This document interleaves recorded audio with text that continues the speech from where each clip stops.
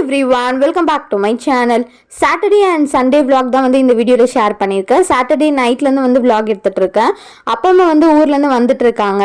அவங்களுக்காக தான் டின்னர் வந்து ஸ்பெஷலா குக் பண்ண போறேன். என்ன குக் பண்றேன் அப்படின்னா சப்பாத்தி அண்ட் வடகறி தான். சப்பாத்தி வந்து நார்மலா இல்லாம சக்கரவள்ளி கிழங்கு வந்து வேக வச்சு அதை மசிச்சு வந்து சப்பாத்தி மாவு கூட சேர்த்து பிசைஞ்சு வந்து செய்ய போறேன். இந்த மாதிரி செய்யும் போது டேஸ்ட்ல வந்து உங்களுக்கு பெருசா டிஃபரன்ஸ் இருக்காது. பட் சப்பாத்தி ரொம்பவே சாஃப்டா இருக்கும். சப்பாத்தி வந்து ஸ்வீட் ஆயிடுமா அப்படின்னா பயப்படவே வேண்டாம், ரொம்ப சூப்பராக இருக்கும். அதுக்கு ஃபஸ்ட்டு வந்து சக்கரவள்ளி கிழங்க இப்போ வேக வச்சுக்க போகிறேன். குக்கரில் தான் வந்து வேக வைக்க போகிறேன். இதில் வந்து கொஞ்சமாக வந்து சால்ட் வந்து ஆட் பண்ணி வேக வச்சுக்கலாம்.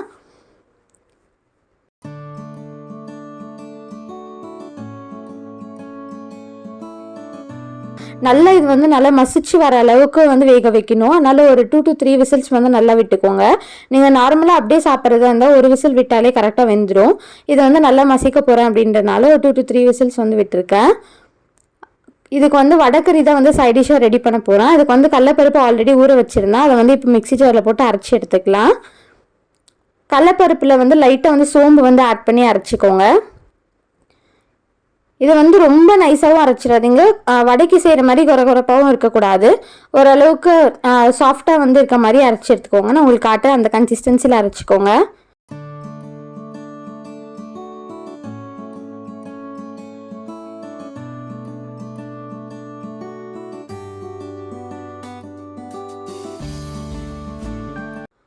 இப்போ இதை வந்து வடை மாதிரி சுட்டு எடுக்க போகிறேன். இதை வந்து நீங்கள் தவாலையும் வந்து சுட்டு எடுக்கலாம். ஆயில் வந்து நிறைய யூஸ் பண்ண வேணாம் அப்படின்னு நினச்சிங்கன்னா.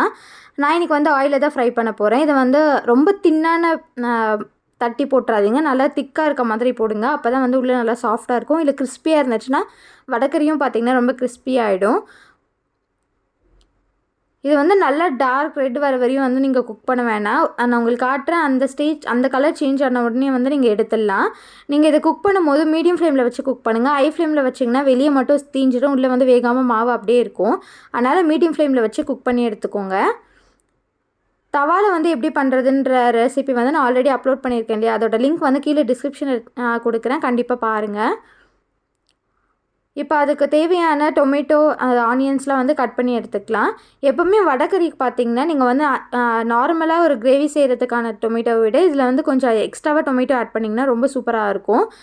இப்போ வந்து நார்மலாக 2 தக்காளி வந்து ஆட் பண்ணுவீங்க அப்படின்னா இதில் வந்து 3 தக்காளி வந்து ஆட் பண்ணிக்கோங்க.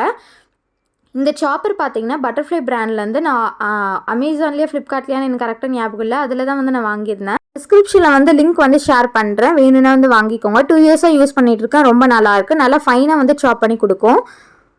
இப்போ வந்து நம்ம ஒரு பேனில் வந்து ஆயில் வந்து ஆட் பண்ணிக்கலாம். வடகறிக்கு வந்து கொஞ்சம் எக்ஸ்ட்ராவாக ஆயில் ஆட் பண்ணிங்கன்னா டேஸ்ட் நல்லாயிருக்கும். அதனால் நான் நார்மலாக ஆட் பண்ணுறத விட கொஞ்சம் வந்து எக்ஸ்ட்ராவாக ஆட் பண்ணியிருக்கேன்.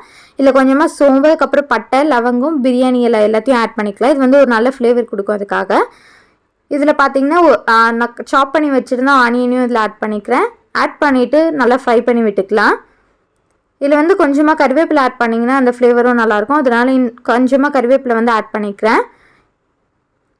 இது நல்லா வதங்கி வர்றதுக்காக இதில் வந்து சால்ட் ஆட் பண்ணிக்கிறேன். எப்போவுமே குக்கிங்க்கு வந்து நீங்கள் தூளுப்பு ஆட் பண்ணுறதை விட கல்லுப்பு ஆட் பண்ணிங்கன்னா ரொம்பவே ஹெல்த்தி. நீங்கள் வந்து கல்லுப்பே மேக்ஸிமம் வந்து ஆட் பண்ண ட்ரை பண்ணுங்கள். தக்காளி வந்து சாப் பண்ணி வச்சுருந்தாலே பாதியும் ஆட் பண்ணிக்கிறேன். ஆட் பண்ணி நல்லா வதக்கி விட்டுக்கலாம். இந்த மாதிரி ஃபைனாக சாப் பண்ணும்போது உங்களுக்கு சீக்கிரமாக வந்து வதங்கி வரும். அதனால் வந்து ஃபைனாக சாப் பண்ணி எடுத்துக்கோங்க. ஒரு நல்ல ஃப்ளேவருக்காக கொஞ்சமாக புதினா இதில் ஆட் பண்ணியிருக்கேன். ஆட் பண்ணிவிட்டு நல்லா சாட்டே பண்ணி விட்டுடலாம். அது நல்லா சாட்டே ஆகிறதுக்குள்ளே வடகறிக்கு வந்து அந்த வடையெல்லாம் வந்து இந்த மாதிரி பிச்சு போட்டு வச்சுக்கோங்க. கையில் இந்த மாதிரி பிச்சு வைங்க. இப்போ இதில் பார்த்தீங்கன்னா தேவையான மசாலாஸ்லாம் வந்து ஆட் பண்ணிக்கலாம். ஃபஸ்ட்டு வந்து ஜிஞ்சர் கார்லிக் பேஸ்ட் வந்து ஆட் பண்ணிக்கோங்க. நான் வந்து 1.5 டேபிள் ஸ்பூன் வந்து ஆட் பண்ணியிருக்கேன். இதை நல்லா வதக்கி விட்டு பச்சை வாசனை போனதுக்கப்புறமா வந்து மசாலா ஆட் பண்ணிக்கலாம். நான் வந்து காஷ்மீரி சில்லி பவுடர் ஆட் பண்ணியிருக்கேன். இது வந்து கலரும் கொடுக்கும். கொஞ்சம் வீட்டிலே அரைச்ச காஷ்மீரி சில்லி பவுடர், அதனால் கலரும் நல்லாயிருக்கும். நீங்கள் வந்து காரமும் வந்து கடையில் வாங்குறத விட இதில் காரம் வந்து நல்லா உரைக்கும். கொஞ்சமாக மஞ்சத்தூள் ஆட் பண்ணிக்கோங்க. இது நல்லா வதங்கி வந்ததுக்கப்புறமா இதில் வந்து நம்ம பிச்சு வச்சுருந்தா அந்த வடை வந்து ஆட் பண்ணிக்கலாம். ஆட் பண்ணிவிட்டு வாட்டர் வந்து இதில் நிறைய வந்து வாட்டர் ஆட் பண்ணணும். ஏன்னா நீங்கள் வாட்டர் ஆட் பண்ண இது வந்து திக்காகிட்டே இருக்கும். நான் எந்த பவுலில் வந்து வடகறி வந்து பிச்சு போட்டிருந்தது எடுத்துருந்தனோ அதே பவுலில் வந்து டபுள் மடங்கு வந்து நான் வாட்டர் ஆட் பண்ணியிருக்கேன்.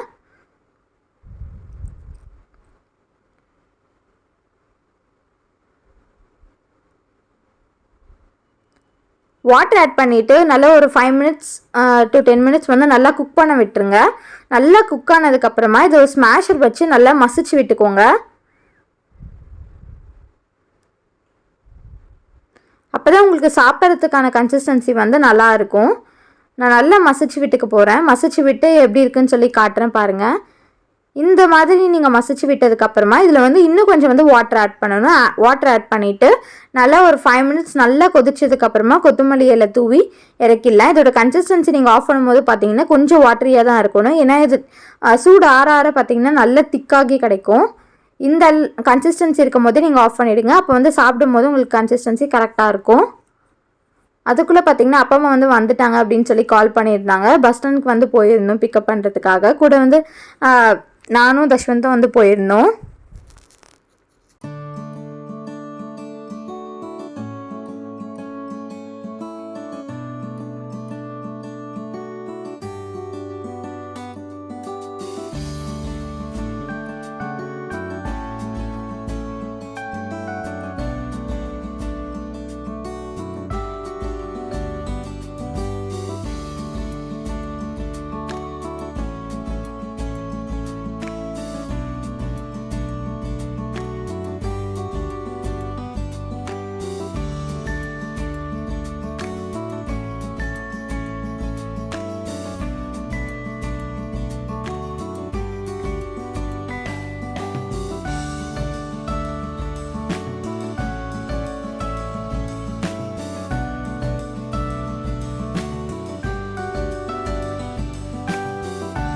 தாத்தா பாட்டி கூட விளையாட ஸ்டார்ட் பண்ணியாச்சு. வீட்டுக்கு போயிட்டு டின்னருக்கு பார்த்தீங்கன்னா சப்பாத்தி வடகறி வந்து செஞ்சுருந்தேன். சப்பாத்தி சுட்டு வடகறி வந்து சாப்பிட்டாச்சு.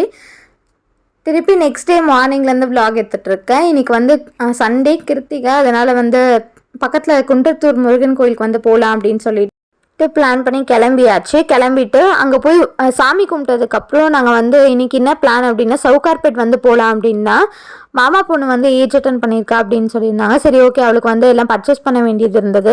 சவுகார்பேட் போனால் இந்த பட்டு தாவணி இதெல்லாம் வந்து நல்ல டிசைன்ஸ் வந்து கிடைக்கும். அதனால அங்கே தான் வந்து போக போகிறோம். முருகர் கோயிலில் பார்த்தீங்கன்னா ரொம்ப க்ரௌடாக இருந்தது. என்னால் வீடியோவே எடுக்க முடியல. இன்றைக்கி அதுவும் சண்டேன்றனால க்ரௌட் வந்து நார்மலை விட கொஞ்சம் அதிகமாகவே இருந்தது. போய் சாமியெல்லாம் கும்பிட்டு முடிச்சிட்டதுக்கப்புறம் கிளம்பியாச்சு. சவுகார்பேட் வந்து போனோடனே ஃபஸ்ட்டு ஒரு ரெஃப்ரெஷ்மெண்ட்டுக்காக வந்து அன்மா லஸ்ஸி தான் வந்து குடிச்சிருந்தோம். நிறைய பேருக்கு தெரிஞ்சிருக்கோம் இந்த லஸ்ஸி ஷாப் பற்றி. அப்பா அம்மாவுக்கும் டேஸ்ட் வந்து ரொம்ப பிடிச்சதை நாங்கள் ஆல்ரெடி குடிச்சிருக்கோம். ஸ்ரீ போட்டிக் தான் வந்து போயிருந்தோம். ஸ்ரீ போட்டிக்கில் வந்து ரொம்ப கலெக்ஷன்ஸ் ரொம்பவே சூப்பராக இருந்தது. அங்கே வந்து அவளுக்கு தேவையானதெல்லாம் வாங்கிட்டாச்சு. என்னென்ன வாங்கினேன் அப்படின்னு சொல்லி வீட்டுக்கு போயிட்டு வந்து உங்களுக்கு காட்டுறேன். அதுக்கப்புறம் அம்மா வந்து கொஞ்சம் ஐம்பொன் ஜுவல்ஸ்லாம் வந்து வாங்கிட்டு இருந்தாங்க. அதுக்கப்புறம் அகர்வால் பவன் ஒரு ஃபேமஸான ஸ்வீட் ஷாப் அங்கே இருக்குது. அங்கே வந்து பாசுந்தி வந்து சாப்பிட்டோம். அங்கே வந்து பாசுந்தி வந்து ரொம்ப ஃபேமஸ், ரொம்ப சூப்பராக இருக்கும். இங்கே இருக்க எல்லா ஸ்வீட்ஸுமே டேஸ்ட் வந்து ரொம்ப சூப்பராக இருக்கும். ப்ரைஸ் வந்து மற்ற கடையை விட இங்கே வந்து கொஞ்சம் காஸ்ட்லியாக தான் இருக்கும். பட் எல்லாமே வந்து ஒரிஜினலாக கிடைக்கிற மாதிரி இருக்கும். கூடவே பார்த்திங்கன்னா சமோசா வந்து சாப்பிட்ருந்தோம். தஷ்வந்துக்கும் இது வந்து ரொம்ப பிடிச்சிச்சு இந்த பாசுந்தி. அவனும் நல்லா என்ஜாய் பண்ணி சாப்பிட்டுட்டு இருந்தான். சாப்பிட்டு முடிச்சுட்டு கிளம்பியாச்சு. போகிற வழியிலே பார்த்தீங்கன்னா லஞ்சு டைம் வந்து ஒரு 3:30 கிட்ட ஆகிடுச்சு. லஞ்ச் வந்து சாப்பிடவே இல்லை. சரி ஓகே, சாப்பிட்டுட்டு வீட்டுக்கு போயிடலாம் அப்படின்னு சொல்லிட்டு சாப்பிட்டுட்டு இருக்கோம். எங்கள் பாண்டியன் ஹோட்டலில் தான் பிரியாணி வந்து சாப்பிட்ருந்தோம். சிக்கன் பிரியாணி டேஸ்ட் ரொம்ப சூப்பராக இருந்தது. சவுகார்பேட்டில் என்னென்ன திங்ஸ்லாம் வாங்கினோம் அப்படின்னு சொல்லி பார்க்கலாம் வாங்க. இது பார்த்திங்கன்னா ஒரு அடிகை தான். இதோட ப்ரைஸ் வந்து 600 ருபீஸ் சொன்னாங்க. ரொம்ப நல்லா இருந்தது. இது வந்து அம்மா வந்து வாங்கியிருந்தாங்க அவங்களுக்காக. எப்பவுமே நீங்கள் நார்மல் கவரிங்கை விட ஐம்பொன் வந்து போட்டிங்கன்னா நல்லது. ரொம்ப லைஃப்பும் வந்து வரும். அவ்வளோ சீக்கிரத்தில் வந்து பிளாக் ஆகாது. அங்கே அந்த கடையில் வந்து கலெக்ஷன்ஸ்லாம் ரொம்ப நல்லா இருந்தது. அந்த கடை பேர் பார்த்தீங்கன்னா நவுக்கர் ஆர்ட் ஜுவல்லரிஸ் அண்ட் ஃபேஷன்ஸ். கண்டிப்பாக சவுகார்பேட் போனீங்கன்னா அந்த கடையில் வந்து செக் பண்ணி பாருங்கள். இது வந்து ஒரு சின்ன ஸ்டட்டு மாதிரி. இது வந்து மாமா பொண்ணுக்காக தான் வாங்கியிருந்தாங்க. இதோட ப்ரைஸ் வந்து 100 ருபீஸ் தான். டெய்லி ஸ்கூல்ஸ்க்கு வந்து போடுறதுக்காக வாங்கியிருந்தாங்க. வந்து கோல்டில் போட்டால் தொலைச்சிருவா அப்படின்னு சொல்லிட்டு இது வந்து வாங்கியிருந்தாங்க. நெக்ஸ்ட்டு இன்னொரு அடிகை வந்து வாங்கியிருந்தாங்க. இது வந்து செயின் மாதிரி இல்லாமல் இதுவும் பார்த்தீங்கன்னா ஸ்டோன்ஸ் வந்து வச்சுருந்தாங்க. இதோட ப்ரைஸ் வந்து 800 ருபீஸ் வந்து சொல்லியிருந்தாங்க. அதுக்கப்புறம் பேங்கிள் ஒன்று வாங்கியிருந்தோம். இதோட ப்ரைஸ் வந்து 800. 4 பேங்கிள்ஸ் வந்து 800. எனக்கு ஒரு செட்டு, அதுக்கப்புறம் எங்கள் அம்மாவுக்கு ஒரு செட் வந்து வாங்கியிருந்தோம். யூஸ் பண்ணி பார்த்துட்டு எப்படி இருந்துச்சுன்னோ நான் ஃப்யூச்சர் வீடியோஸில் வந்து கண்டிப்பாக ஷேர் பண்ணுறேன். அதுக்கப்புறம் மாமா பொண்ணுக்காக ஒரு நெத்திச்சுட்டி வந்து வாங்கியிருந்தாங்க. இதோட ப்ரைஸ் பார்த்திங்கன்னா 300 400 கரெக்டாக ஞாபகம் இல்லை. 300 to 400 ரேஞ்சில் தான் அது.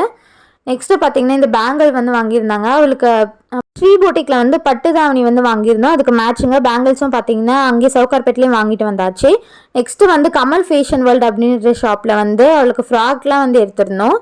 இந்த ஃப்ராக் வந்து ரொம்ப சூப்பராக இருந்தது பார்க்க.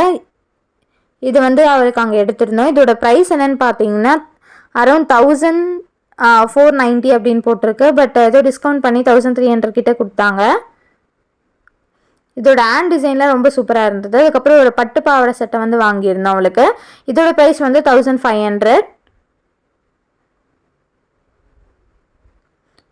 இதுவும் ரொம்ப சூப்பராக இருந்தது. பட் ஆனால் நிறைய கலெக்ஷன்ஸ் கிடையாது, ஒரே மாதிரி மாடல் தான் வந்து இருந்தது. பட் அந்த மாடலும் பார்த்திங்கன்னா நல்லா இருந்தது, அதனால் வாங்கிட்டோம். அதுக்கப்புறம் ஹிப்பில் வந்து கட்டுறதுக்காக இந்த ஆரி பெல்ட் வந்து வாங்கியிருந்தோம். பட்டு தாவணி கட்டும் போது இது இடுப்பில் கட்டணுன்னா ரொம்ப சூப்பராக இருக்கும். இதோட ப்ரைஸ் பார்த்தீங்கன்னா 250 ருபீஸ். உங்களுக்கு வந்து 150 ரேஞ்சஸ்லேருந்தே வந்து ஸ்டார்ட் ஆகுது.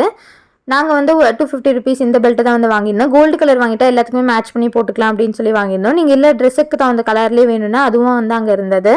இதுதான் நாங்கள் வாங்கியிருந்த பட்டு பாவாடை ட்ரெஸ்ஸு. இது வந்து கீழே போடுற பாவாடை. இது வந்து ப்ளவுஸு பிங்க் கலரில் இருக்கிறது. இதுக்கு ஷால் பார்த்தீங்கன்னா ஜார்ஜெட் மெட்டீரியலில் கொடுத்துருந்தாங்க. ரொம்ப நல்லா இருந்தது. நெட் மெட்டீரியலை விட ஜார்ஜெட் மெட்டீரியல் வந்து உங்களுக்கு நல்லாயிருக்கும். இதோட ப்ரைஸ் வந்து 2500. நிறைய கலெக்ஷன்ஸ் இருந்தது. இன்னும் நீங்கள் காஸ்ட் அதிகமாக பார்த்தீங்கன்னா ரொம்ப சூப்பராக இருந்தது. 3000 4000லாம் ரொம்ப சூப்பரான பட்டு தாவணியெல்லாம் இருந்தது. Georgette material. இதோட மெட்டீரியலும் பார்த்தீங்கன்னா நல்ல குவாலிட்டியாக இருந்தது.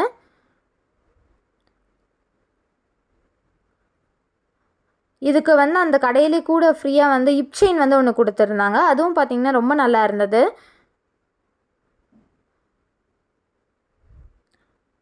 நெக்ஸ்ட்டு சவுகார்பேட்டுக்கு போயிட்டு நட்ஸ் வாங்காமல் வந்தால் எப்படி அப்படின்றனால நட்ஸ் வந்து வாங்கியிருந்தோம். 1/2 kg பாதாம். அங்கே வந்து நட்ஸ்லாம் வந்து ஓரளவுக்கு சீப்பாக கிடைக்கும். மற்ற ஷாப்ஸை விட சவுகார்பேட்டில் பார்த்தீங்கன்னா நட்ஸ் எல்லாம் கொஞ்சம் கம்மியாக இருக்கும் அப்படின்னு சொல்லி வாங்கியிருந்தோம். பிஸ்தா, அத்திப்பழம், பாதாம் எல்லாமே வந்து வாங்கியிருந்தோம். ஆரஞ்சு மிட்டாயும் இருந்தது, அது வந்து வாங்கியிருந்தோம். கண்டிப்பாக இந்த வீடியோ உங்களுக்கு பிடிச்சிருக்கும் அப்படின்னு நினைக்கிறேன். இந்த வீடியோ உங்களுக்கு பிடிச்சிருந்தா என்னோட சேனலுக்கு மறக்காமல் சப்ஸ்கிரைப் பண்ணிக்கோங்க. தேங்க்ஸ் ஃபார் வாட்சிங். நெக்ஸ்ட் வீடியோவில் பார்க்கலாம். பாய் பாய்.